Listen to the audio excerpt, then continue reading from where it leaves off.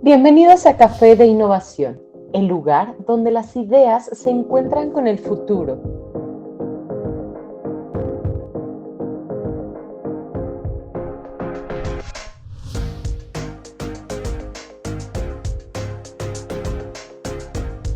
Durante esta hora exploraremos las últimas tendencias y conectaremos con líderes creativos que están transformando el mundo. Pero la innovación no se queda aquí.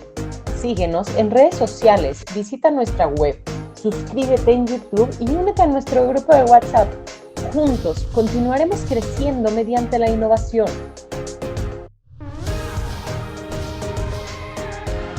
Café de Innovación, donde las ideas toman vuelo.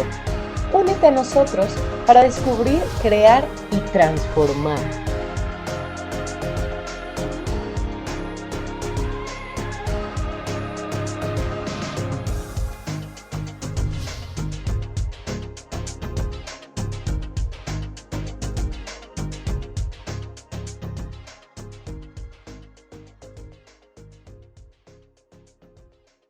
Y pues seguimos con la siguiente mesa. Muchas gracias y que tengan un excelente día.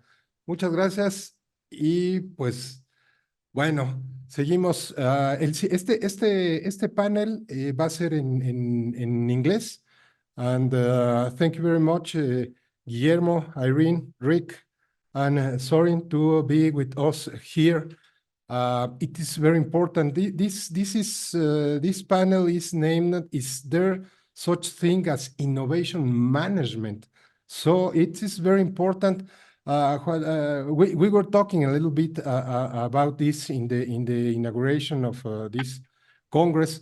The ideas, it's always, all the time, the people are talking to us and say, come on, you cannot manage the innovation because the innovation is free, is emotional, is something that is like a serendipity, and you cannot manage innovation. And that is exactly the question which I am beginning this Congress. So let me just introduce with their names. Guillermo Granados, thank you very much for being with us. Irene Macar, thank you very much to being with us.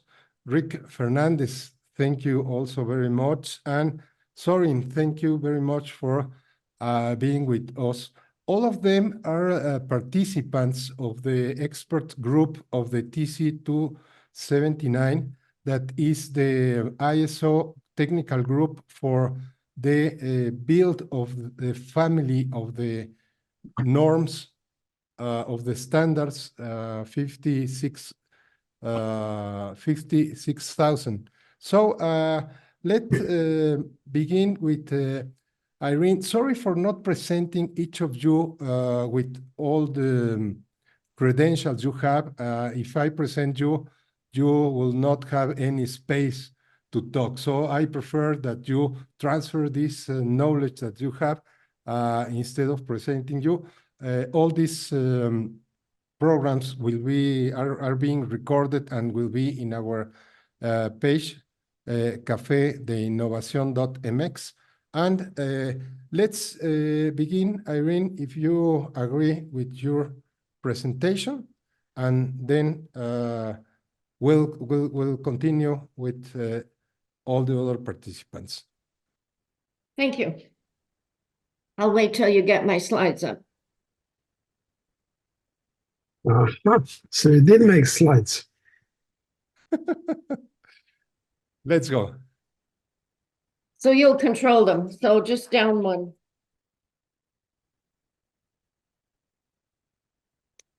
First, I'd like to thank Ricardo for organizing this, and it's a real pleasure to be part of this group.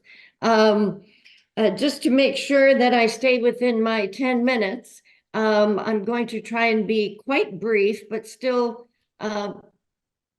provide a certain amount of background to see where innovation management comes from. First, I always start with this slide because people, structures, and processes are really, really important.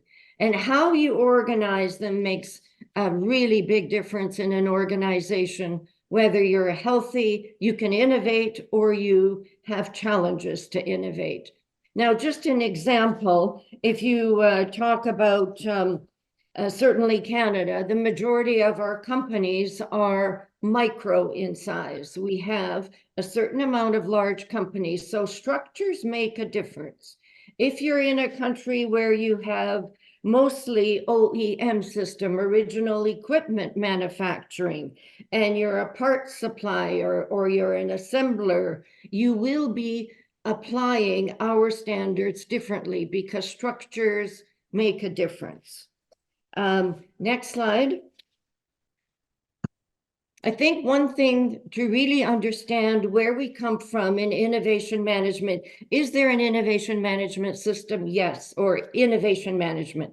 Yes, absolutely. And historically, I will give you some examples to show you how all of these different theories have built on each other. And I'm not going to give them all, just a bit of a smattering. But it's really important to understand that innovation is an outcome, it's a result. And when we're referring to activities that result in the planning for innovation, we call them innovation activities. So innovation management is composed of multiple innovation activities. Another thing to remember when we're presenting here is that when something is described as systemic, it follows a system. It uses or follows a system. If it's described as systemic, it's part of and is embedded in a system. So some of the standards are designed around systemic, so relationships between some of the innovation activities. I'm going to talk strictly from a system perspective. Next slide. Now, the reason that I decided to bring this up is just so you can see how sort of the history of managing innovation comes from a systemic point of view. Originally, in the pre-industrial revolution, remember this was in the UK, where owners were not workers or laborers. So there were special landowners and the workers. And then there was, of course, the working capital. So land, labor, and capital. Land and labor interacted. Land was treated as fixed. So it was basic. There was no variable there. It was at the time where they did not believe that, that unskilled workers could be trained. So because labor was considered unskilled, hence part of the working capital, it's a rough index of output. And so I put that in there, that basically they treated labor, if you think about agriculture like a seed, you get one crop a year, and there's, multiple, and they, at that time, they didn't really think about how you improved that. So hence the modern labor productivity ratio. So that's something to remember. That's still what we use today. Capital, of course, as it progressed, included materials, labor, finance, and then they realized that also workers could be educated. So there was a different way to increase labor productivity. In the Industrial Revolution, so I'm talking 18th, 19th centuries, brought in the rise of systemic approaches to innovation. So this is where the Chandlerian framework comes in, if you go to the next slide. And also when you think about the management theories that are still used today, like the Taylor organizational system, FAO's functions of management, they all evolved around this. So when you think about producing the first car, so the Model T, it was basically organized around this. So the Chandlerian framework basically was designed to outperform traditional firms. And at that time, most of the companies were small. And so high fixed costs of mass production were organized with management processes. The business processes at that time they thought about were important were only finance and procurement. Production was organized into reliable routines. And so hence the division of labor. And so was marketing and distribution.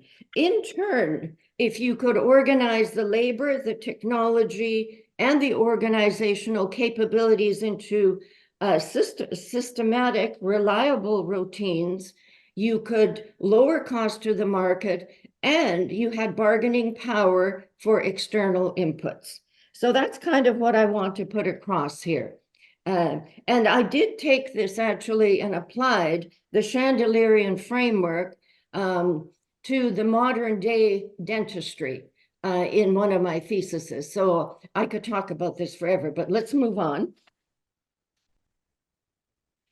Just quickly, I've already talked about the early birth of management systems, but just so you see how the systems and relationships built on each other.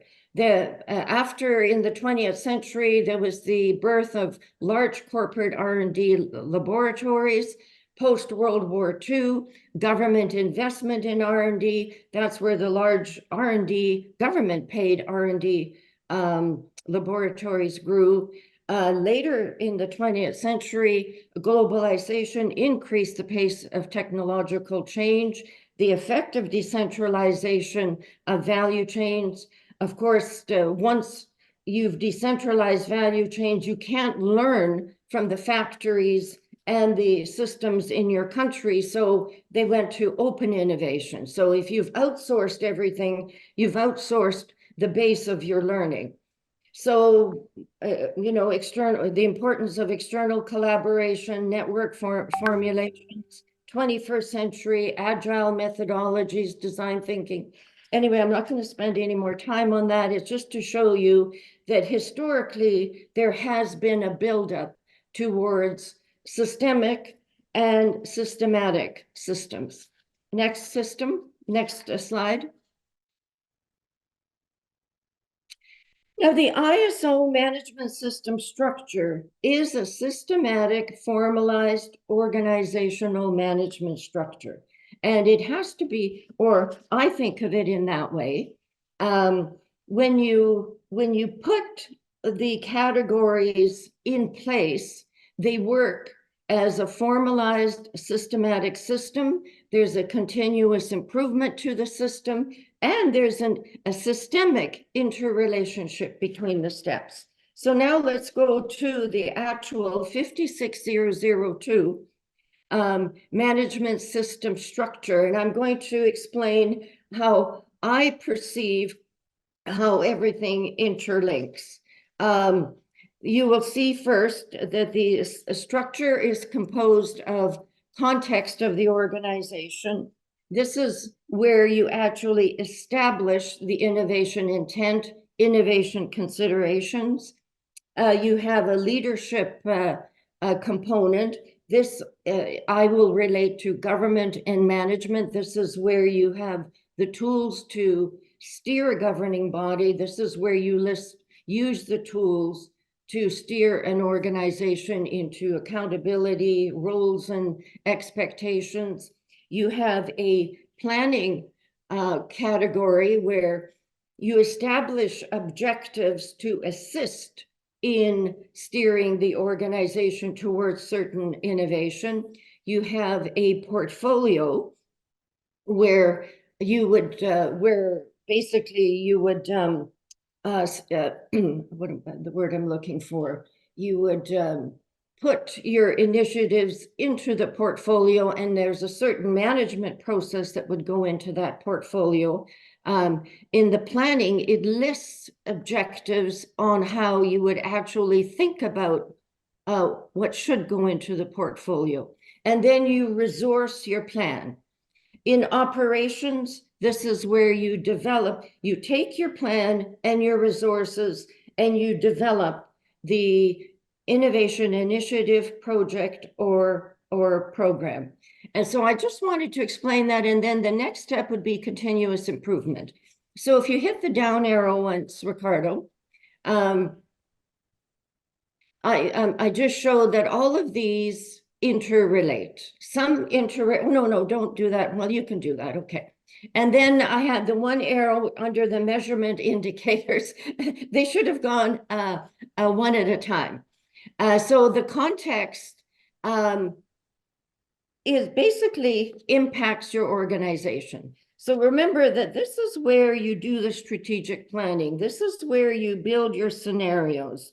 This is where you apply many tools, the SWOT analysis, Porter's 5 forces.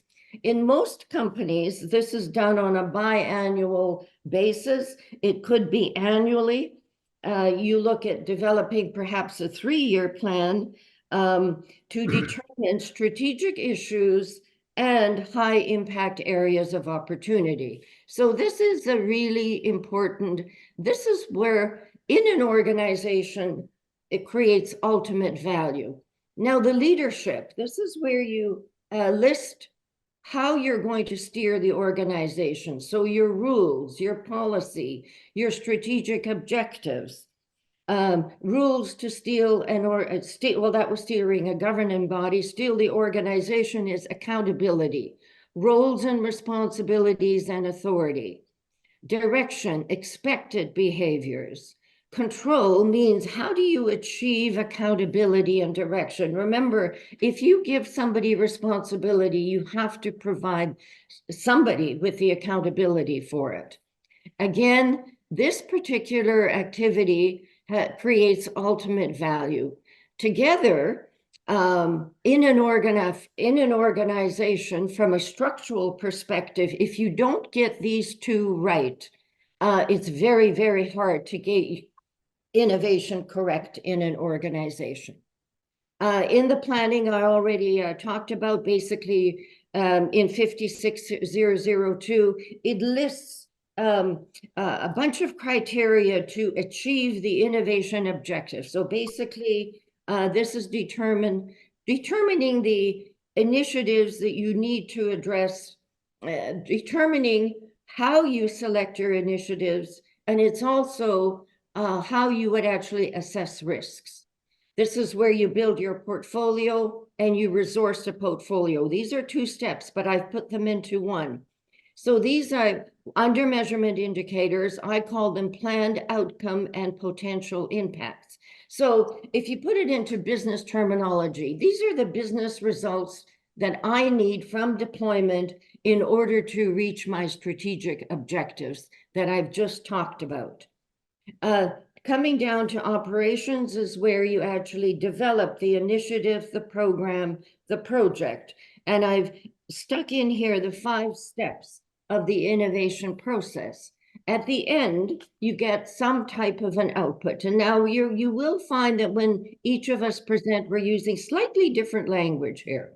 But the actual output from developing an initiative, a program, or a project may actually differ from your desired business effect and your planned business result. So this is a tangible result from completing the operations activity. Next arrow. Just down arrow once. And when it comes, now we're getting into the continuous improvement loop. And this is where your actual output from innovation may differ. So you're measuring the outcome and the ultimate impact of the tangible result. It may differ from your business result. And this is where the continuous improvement loop comes in. So under continuous improvement here, this is where you establish how your tangible output affects planned portfolio and the performance. How well did you actually analyze? How effective were you in developing your innovation intent, your considerations, your possible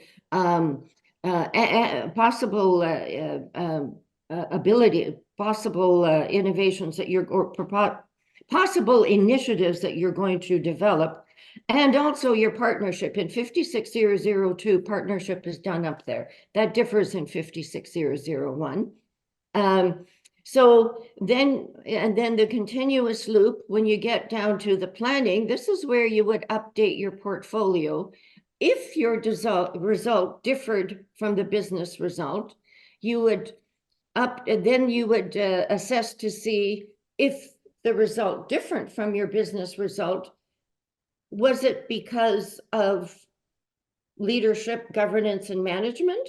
Or was it the result of inaccurate planning at the context stage? And you'll see the continuous improvement. What is not shown here, and I forgot to put it in there, is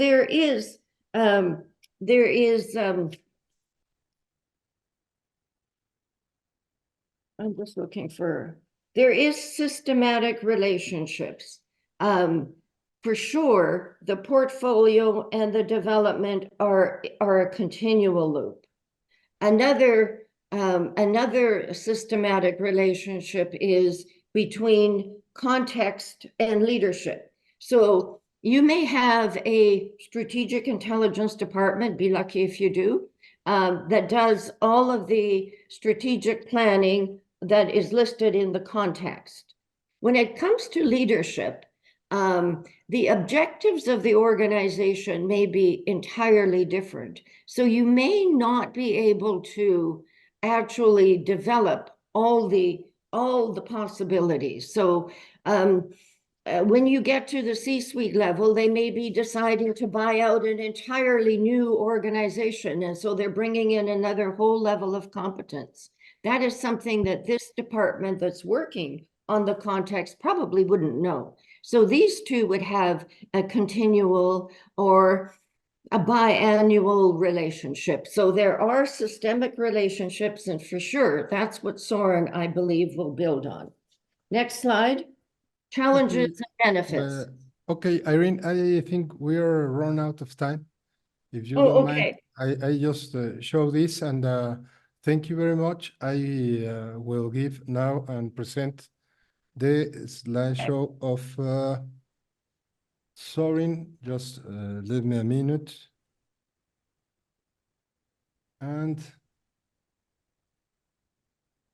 Ricardo, can I share my screen or yes, if you want, I can share. No, I prefer to share mine.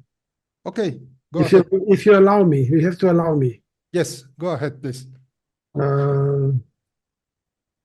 Okay, here it is. So I'm going to talk about your very interesting questions. I could have answered those questions by saying yes, no, it's up to you. So I'm going to try them one by one, maintaining the admiration for the depths to which Irene presented the issues of organizations, planning, and systematic and systemic stuff. Okay, so first question was, is there such a thing as innovation management? And the answer is yes, absolutely yes, because otherwise innovation is just a matter of, can you hear me? Innovation without management is just a matter of being lucky, or most often not being lucky. But in order to manage something, you need to understand what that is about, what innovation is about, and have the will and the means, including the knowledge, to make it happen. Why innovation? Because innovation has been the engine of progress throughout the ages. And basically, innovation is about achieving new value where it counts, in the market, in society. Okay. And I mentioned that innovation is the engine of evolution and sustainability.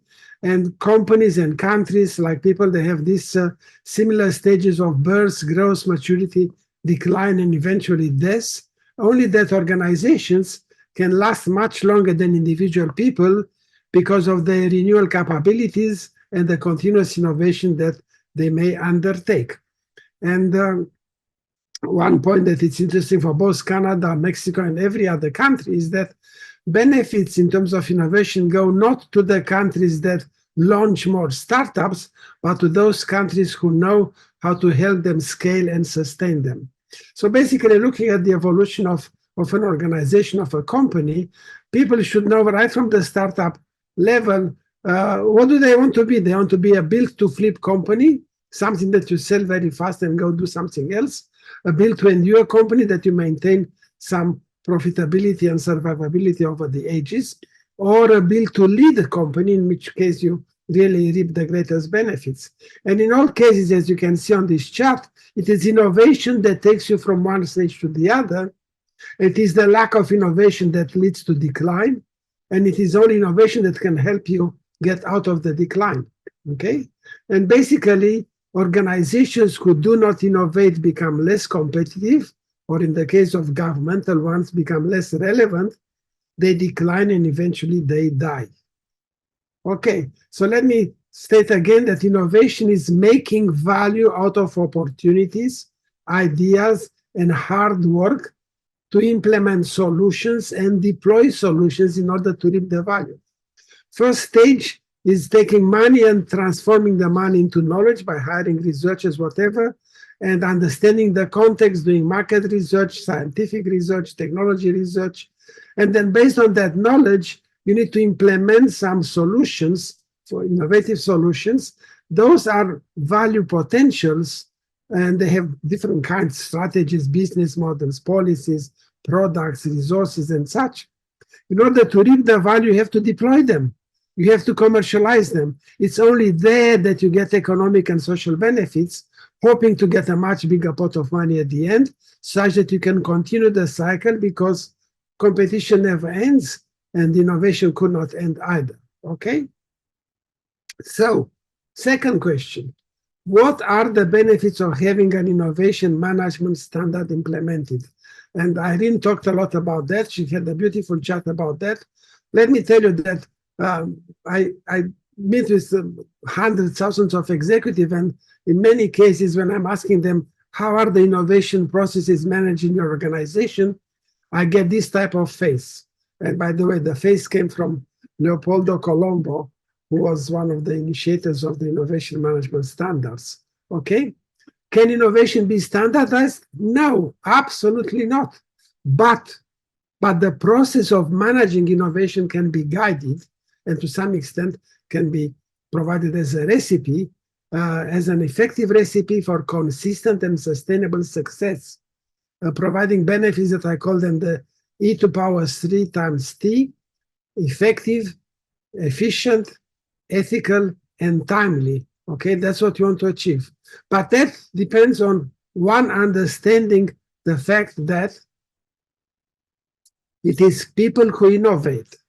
Innovation success is more a matter of culture than technology.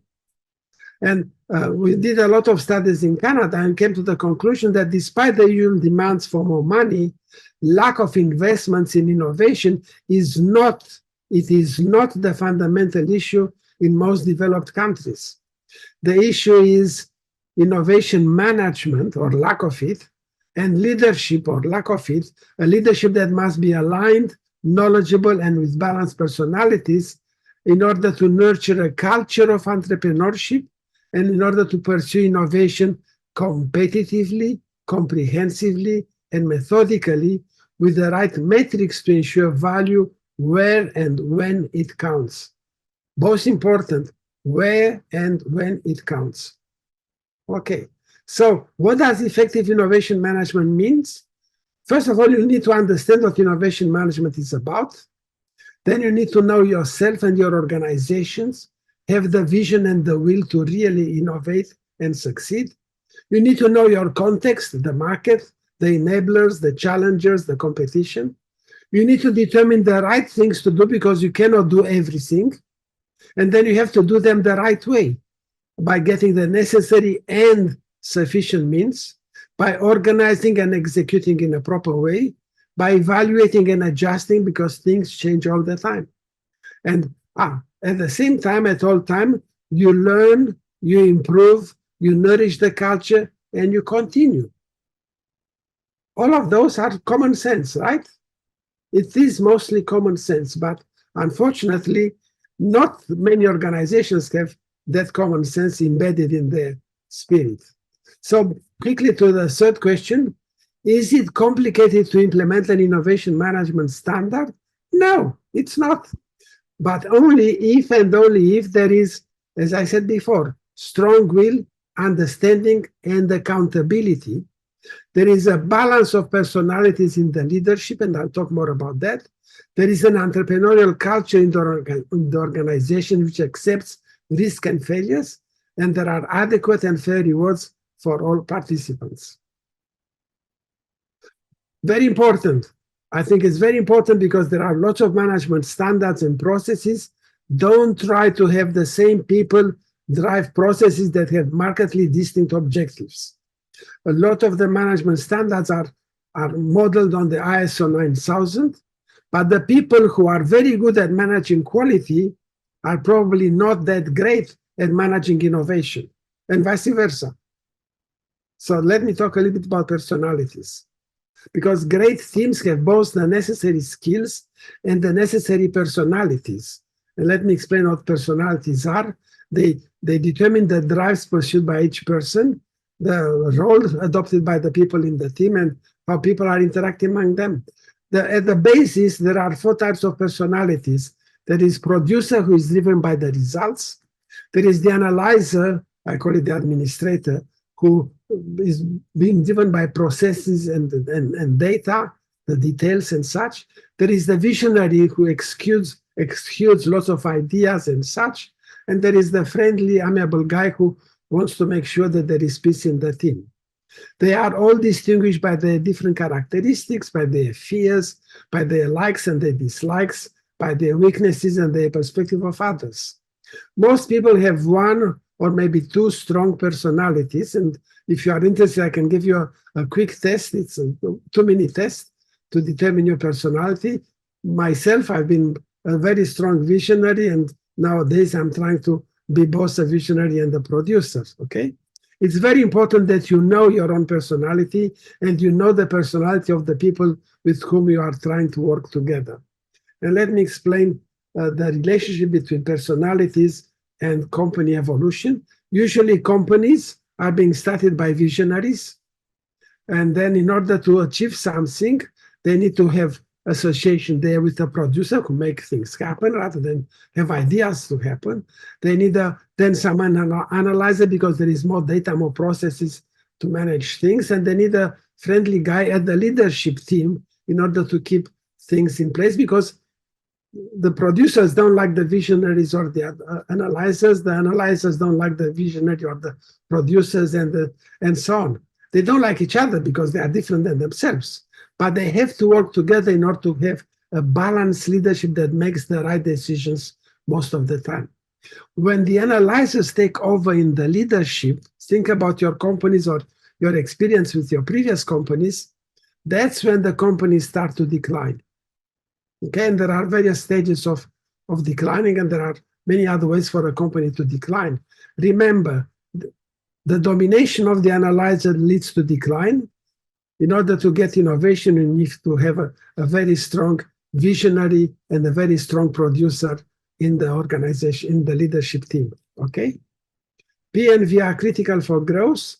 A is critical for having excellence with the friendly guy as well, but if A dominates, the company will decline and die.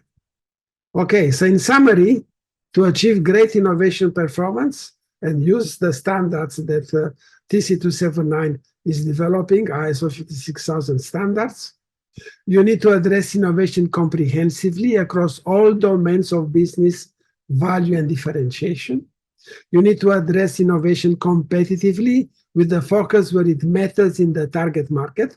And I'm showing you icons of various tools that I have made available to the market for people to use. You keep on training iteratively with the relevant hands-on exercises in meaningful teams, and I like the team of 2. We can talk about that later. And you have to manage innovation methodically as an investment portfolio with competitive focus where it matters, properly resourced and organized with adequate metrics and timely evaluation and adjustments. You have to make sure that there is alignment in the leadership team. There is another tool available. And if you do all that, you'll get that face and be much happier. So here is my last chart. Don't do that. Okay, don't do that. Okay, let's innovate methodically using the standards of ISO. And that's enough for me for now. Okay, Sorin, thank you very much for this speedy travel around all the different issues of the standard innovation. I know it's a very adjustment in time. 10 minutes is almost nothing for us to talk about these standards, but I just copy in the chat the cafedeinnovación.mx in order to see what is happening. And I am also putting a link to our chat. It's Cofradia of the Innovation Coffee. We are willing to have a program regarding the ISO standards each month, and in order to get the people to know the standards, because the people do not know the standards, and specifically innovation management, they do not know them. We are making some efforts for the people to get to know them, and very soon we will make the announcement and make the first invitation to these open panels with more time in order to deal with some specific issues. So, Rick, please go ahead with your presentation. Thank you, Ricardo. Thank you, Irene. Thank you, Sorin. Sorin, I'm going to go ahead and do you give me permission to share here, I guess? Yes. Go ahead. Okay, perfect. Thank you. So, Sorin, I'm going to go ahead and do this pretty quickly also. There's so much to talk about that it's very difficult to do this in 10 minutes, but I'm going to try my best.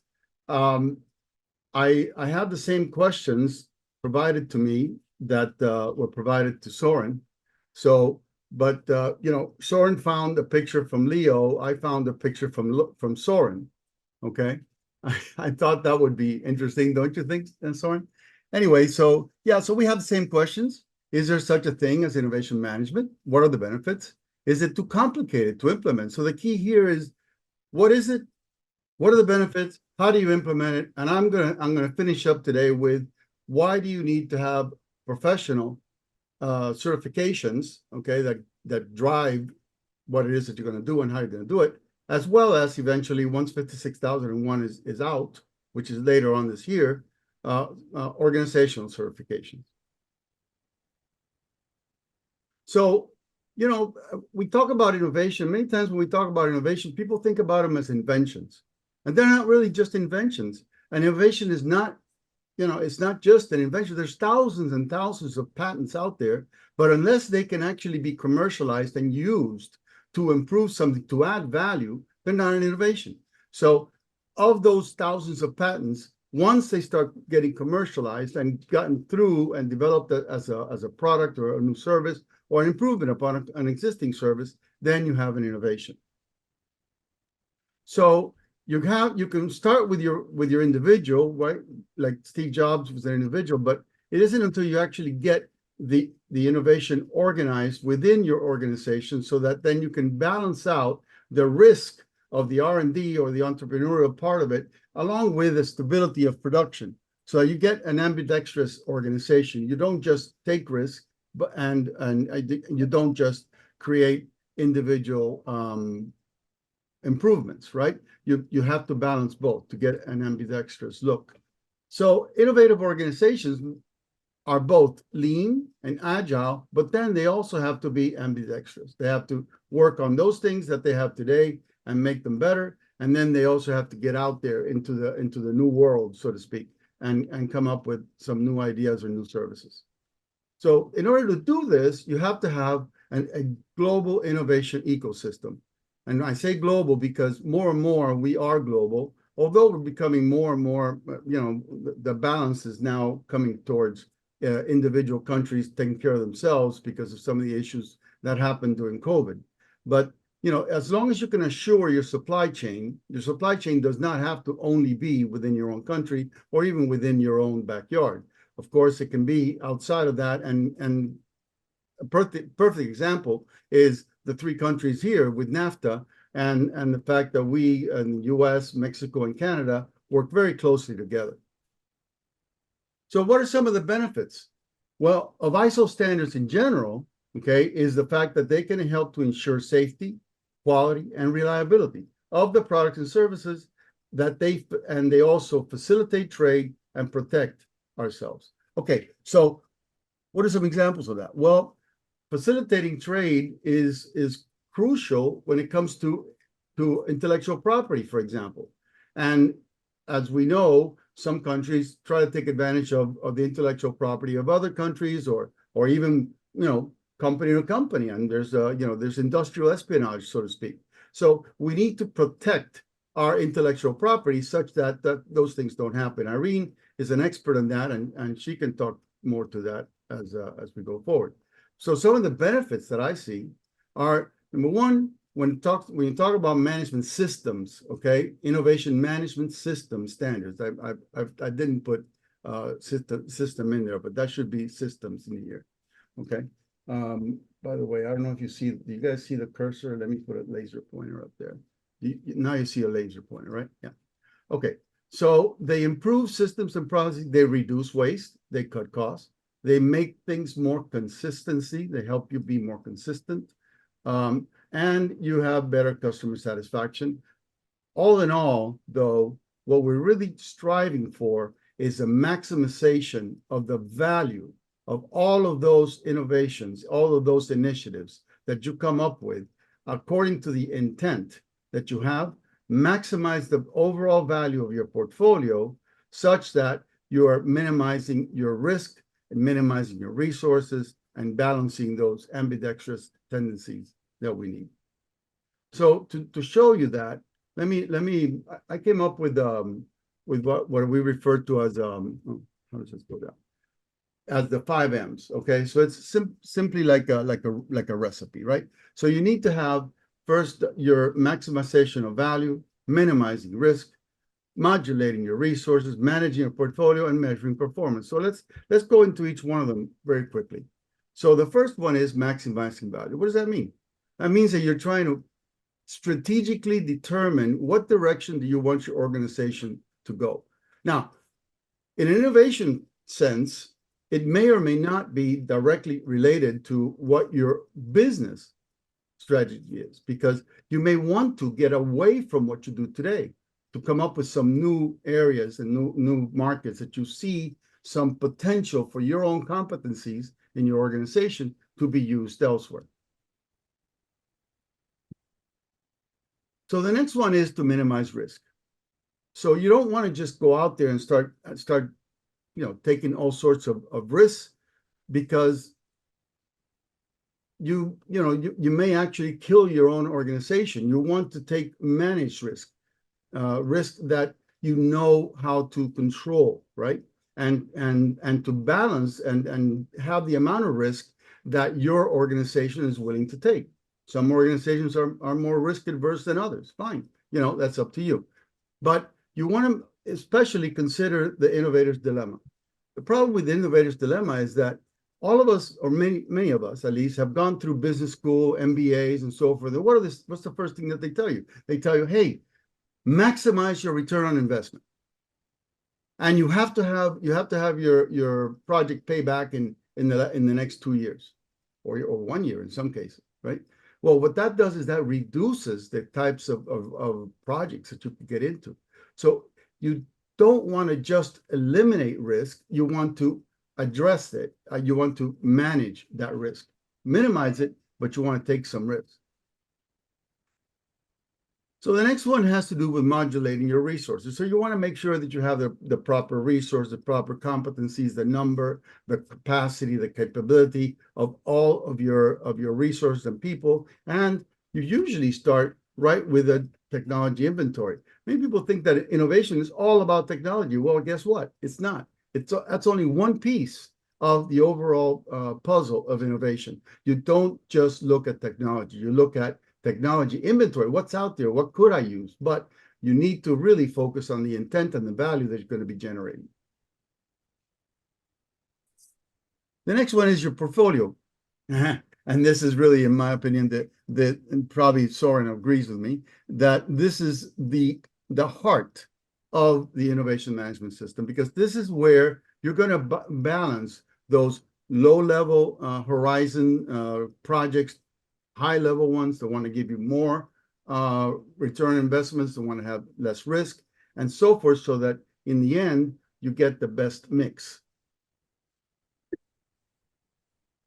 Lastly, you want to measure performance, right? If you don't know what your performance is, if you don't know what your resources are, if you don't know what your innovations are doing, how they're giving you the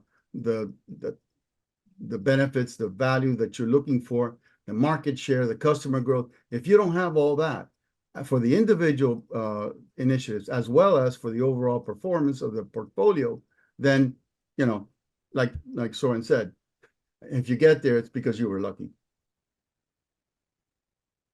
So in summary, then, the 5 M's, as I said before, is you start off with maximizing your value, minimizing your risk, modulating your resources, managing your portfolio, and measuring your performance.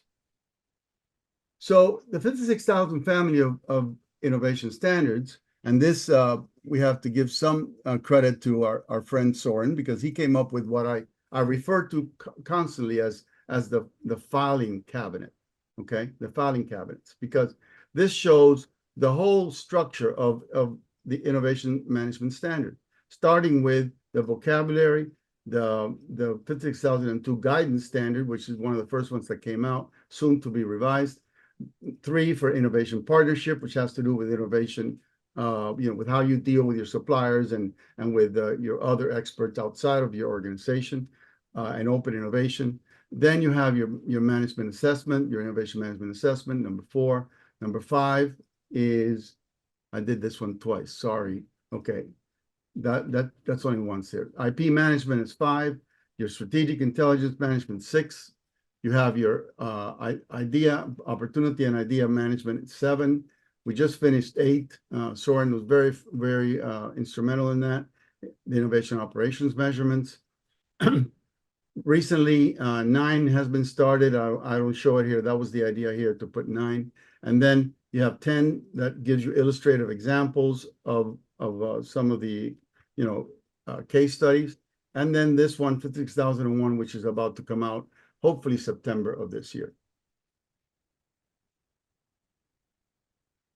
Then the question becomes, well, how do you do this, right? That was the third question you had. Well, I would venture to say that you need to, first of all, start off with your strategy, your idea, your context, and then, and this here, this happens to be a system, okay, an innovation management system in an IT format, and this provides everything that you need, right? You have your strategy, you have your idea management, you have your open innovation, you have your portfolio, your balancing of it, your agile project management portfolio, dashboards, your performance improvement, performance management, value management, your compliance to 6002, your meetings and action plans, culture. By the way, culture, not just culture, but also sentiment analysis, which is an AI approach, and then capacity and capability of your people, and lastly, knowledge management. You put all this together, you have an innovation management system. You make sure that you are meeting all the requirements of 56,002 as you go forward, and soon to be 56,001. So the goal, okay, after all of this, is to get certified, right? Why do you want to get certified? Well, some of the benefits are that it promotes best practices, it improves your revenues, it fosters team commitment, and maintains customer satisfaction, and it applies to all organizations, no matter their size. I know that we've limited it to not include single organizations, small organizations, but I think it applies to all of them. In any way, the other thing that's not on here, which is super important, is once you do get this certifications, not just as a professional, but also as organizations, then others recognize you as an innovative organization and are more willing to do work with you rather than another organization that's not innovative, right? Because they can take the benefit of it. So there is now an organization called imsprofessionals.com. You're all, you can go ahead and go there anytime you want. I'll list it out later in. As a matter of fact, hold on a second. Let me see. let me stop this for 1 second. So we can do I can look at the, here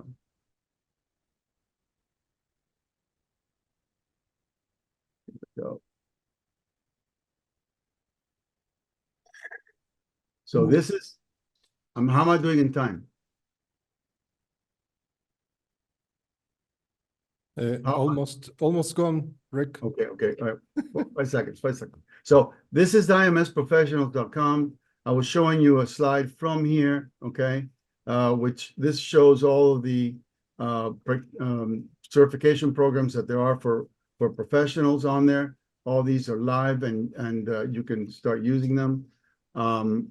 And let me go back now to the original presentation to finish up.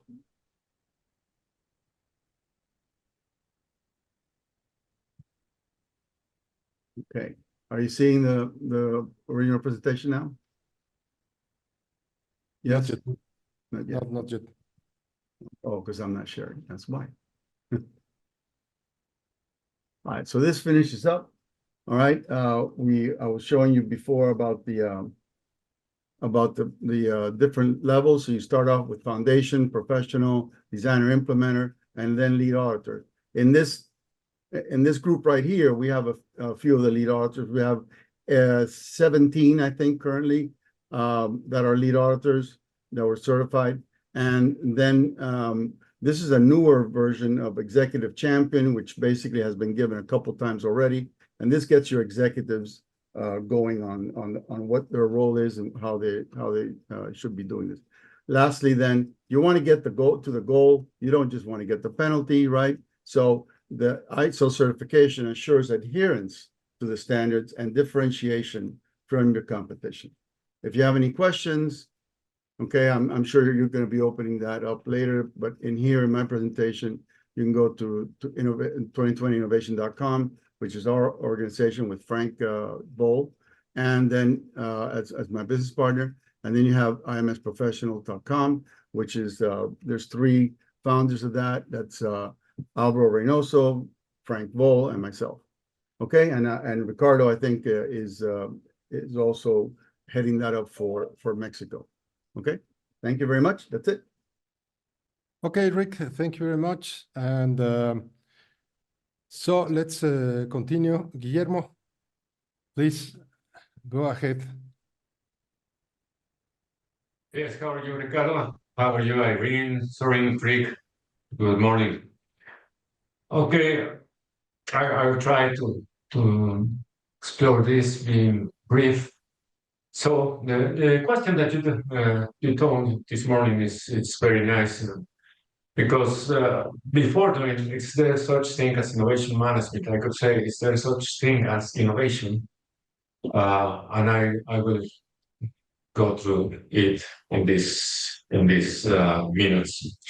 So, as you have said, my name is Guillermo Granados, and this is my data. This is my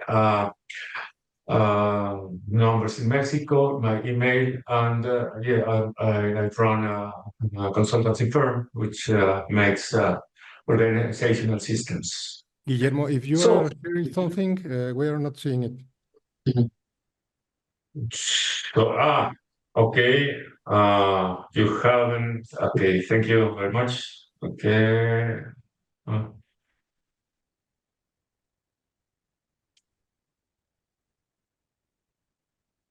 Okay, what are you looking at? What's innovation? Okay. So this is my email, which is very easy. It's at Gmail, Guillermo.Granados. And my goal is to make meaning of every organizational activity, including innovation. But if you don't understand what is an organization, what is the thing that you are going to innovate, it's very difficult to understand innovation, thus innovation management. So what is innovation? Okay, we know that it is something good for the organization. At least we try to guess that. We know that there's a thing that called a theater of innovation, in which everybody says, I am doing innovation, but I am really not doing innovation. But every area conceptualizes it on a different way. And some people in different areas of the organization think that innovation is going through digital transformation. Some people think that it is developing new products. Some people think that it is doing AI on the business. And some people think that it's buying a new gadget, and they are doing innovation. Are they really doing innovation? That's what I mean with this, or are they buying something that it is fancy and they think that it is innovation? Why do we have to manage it? So let's think of innovation about, I like to make an analogy with exercise. We know that exercising ourselves is something good for our bodies. There are many ways of exercising. You can jog, you can run, you can box, you can make yoga, you can do whatever you want in a level that you want. So think that something analogous goes with innovation. There are thousands of ways of doing innovation and thousands of levels of doing innovation. That's why it's this slide for. And there are many ways of exercising according to our body shape, our age, our risk appetite. Ricardo, he likes to go triathlon, so it's risky, the biking. Climbing is risky, and according to your strategy also, which means the kind of person you want to be, the kind of shape you want to have. But very important, according to the kind, type, and volume of resources that you devote to the exercise. It definitely shapes the exercise that you are doing. So if you devote few resources, you will have small results. That's not a secret. There are levels in a discipline, such as exercise, such as innovation, such as any discipline that you do in your organization. There is a tier level in which it's better doing nothing instead of doing occasionally big amounts of exercise. You know that you will put in risk your heart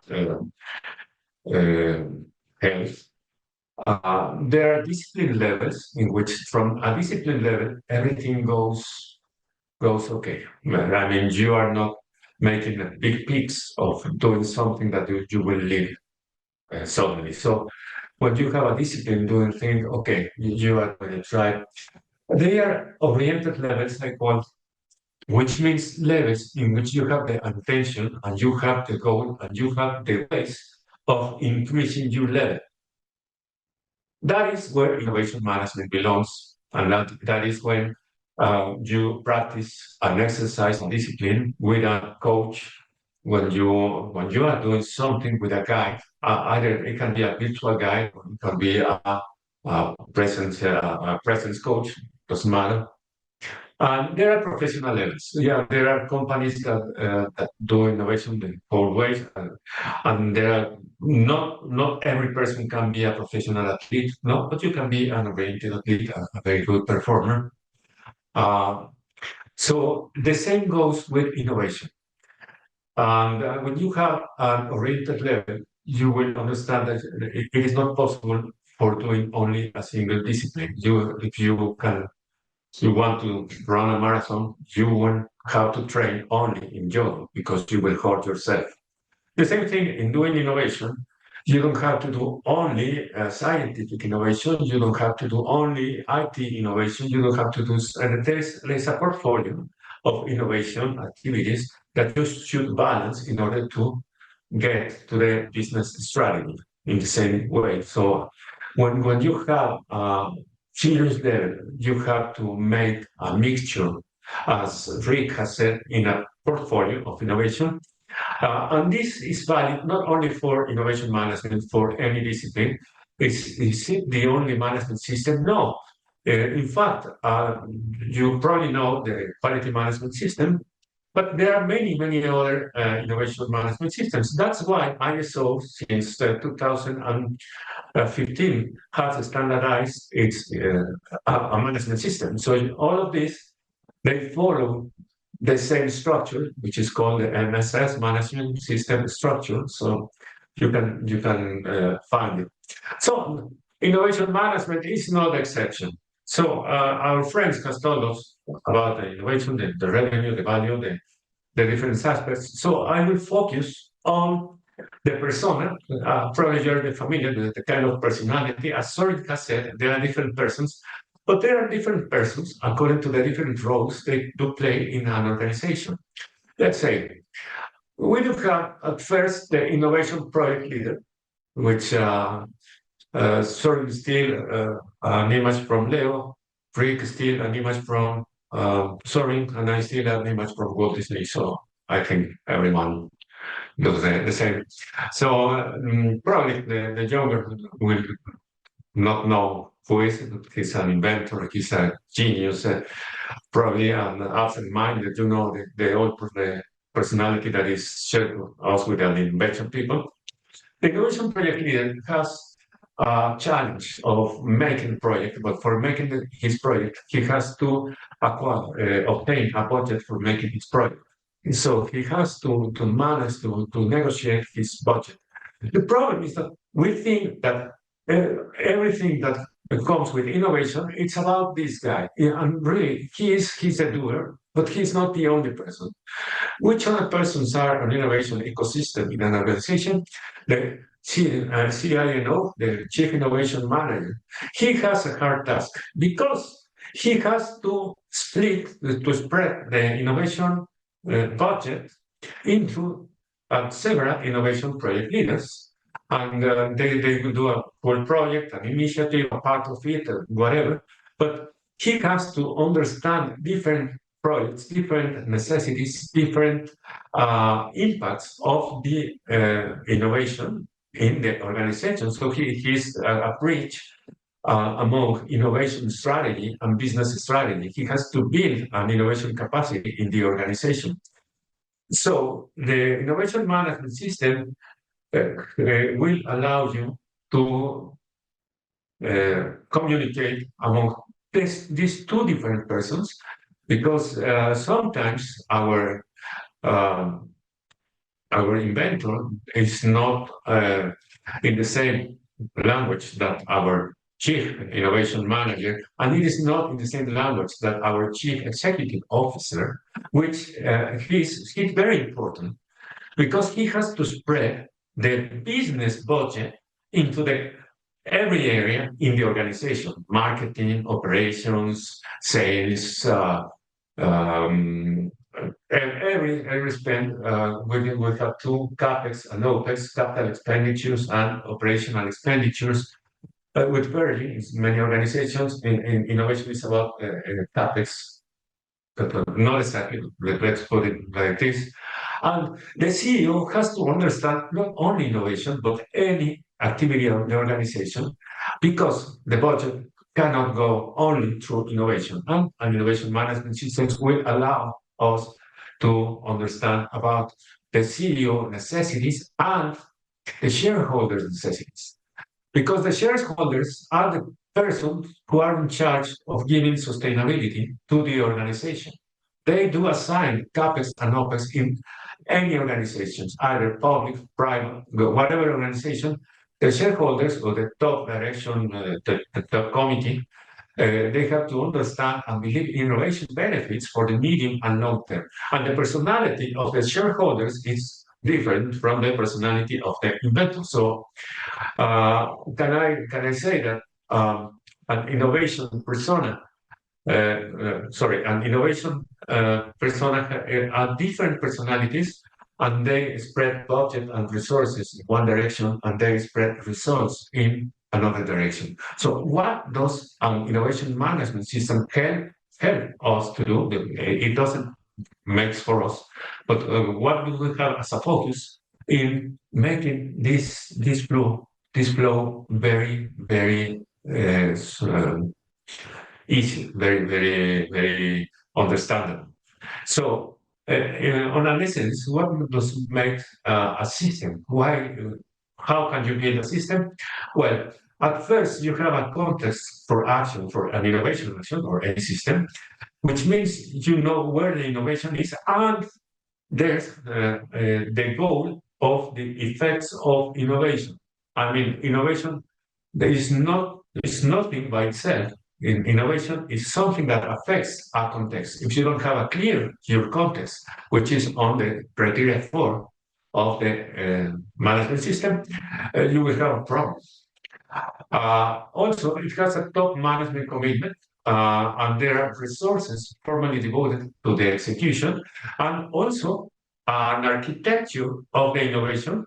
As Rick has said, innovation is for any kind of organization. Yet there is a guide with 56,000. However, you have to understand your own organization. Don't overexpect of a management system. You don't have to fit into the management system. The management system has to fit in your organization.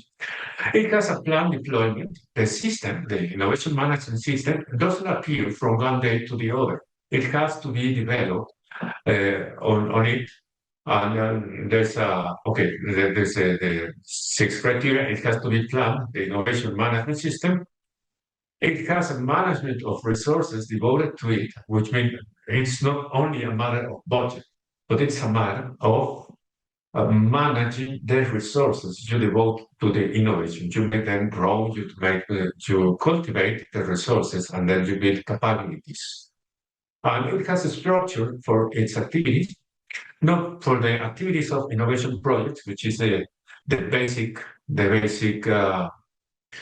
structure, but also initiatives. If you split the project in different quantums in the time, the innovation project management and the innovation portfolio management and the innovation strategy, which has to be aligned, of course, to business strategy. It is a part of a business strategy. So this is the criteria 7, and this is the 8 criteria. And what makes it a system? It has a measurement of innovation, as Sorin has said. But the measurement is of the actions performed for innovation, as the ISO 56008 says. And you have also to develop the measurement of the effect of the innovation activities on the context and the relation among them, because the effect of the context is not the product of a single innovation project. It has to be you have to understand the effect of several innovation initiatives involved in an innovation portfolio. And it has a planned evolution as well as the system by itself and the innovation capabilities on the organizational context.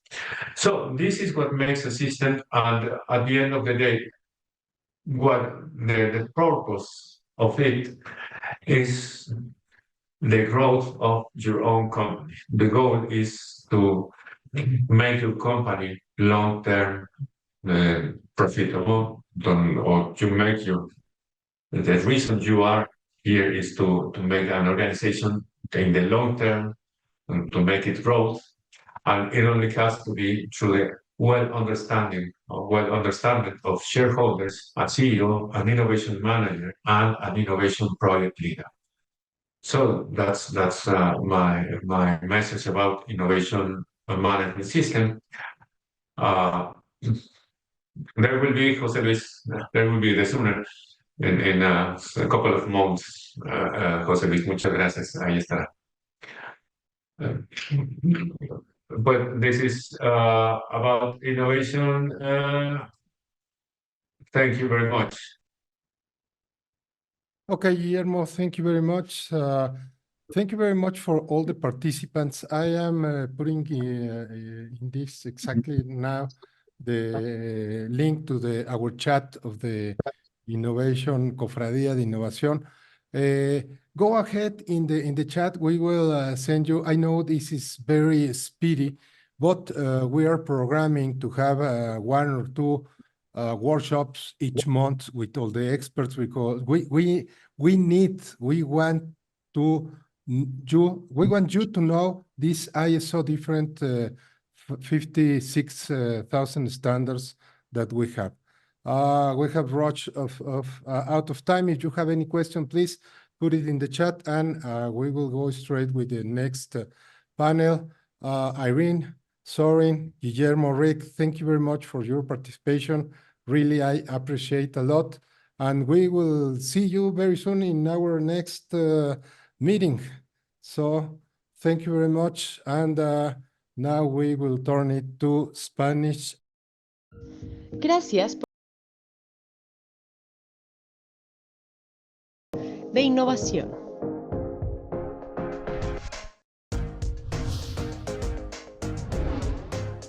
Hemos explorado, aprendido y conectado con la increíble comunidad de innovadores como tú.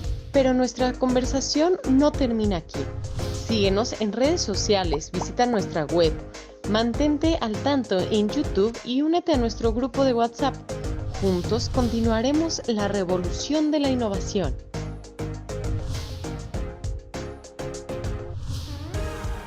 Hasta la próxima semana, donde seguiremos explorando el futuro, Café de Innovación, donde cada despedida es el comienzo de una nueva